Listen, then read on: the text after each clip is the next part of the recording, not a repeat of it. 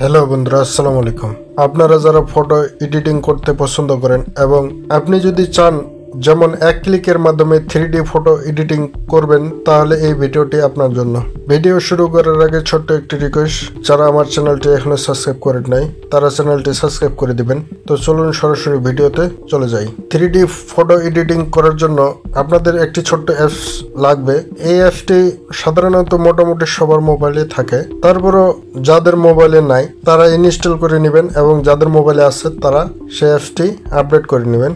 তো সেই কাজটি করার জন্য আমাদের চলে যেতে হবে প্লে স্টোরে যাওয়ার পরে এই যে এখানে দেখতেছেন যে গুগল ফটোস, এই গুগল ফটোস এই অ্যাপসটি যাদের আছে তারা আপডেট করে নেবেন, আর যাদের নাই তারা ইনস্টল করে নেবেন। তো আমার যেহেতু আপডেট করা আছে, আমি সরাসরি ওপেনে ক্লিক করলাম। ওপেনে ক্লিক করার পরে আমরা এখন এখান থেকে আমরা যে ফটোটি 3Dতে এডিট করব সেই ফটোটি এখানে সিলেক্ট করব।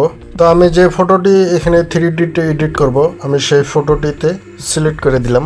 আপনারা আপনার ফটোটি সিলেক্ট করে দিবেন। তো ফটোটি সিলেক্ট করার পরে আপনারা এই জায়গাটা দেখতেছেন, এই জায়গাটায় চাপ দিয়ে উপর দিকে টান দিবেন। তো আমি উপর দিকে টান দিলাম। টান দেওয়ার পরে এখানে দেখতেছেন এখানে ক্রিয়েটেড বলতে একটা অপশন আছে, এই ক্রিয়েটেড অপশনে একটা ক্লিক করে দিবেন। ক্লিক করা হলে এখানে আপনারা দেখতে পারবেন যে সিনেমাটিক ফটো, এই সিনেমাটিক ফটোর উপরে একটা ক্লিক করবেন। ক্লিক করার পরে আপনার কাছে এখানে একটু লোডিং নিব, ধরুন যে 5 সেকেন্ডের একটু লোডিং নিব। তো লোডিং নেওয়া হয়ে গেছে।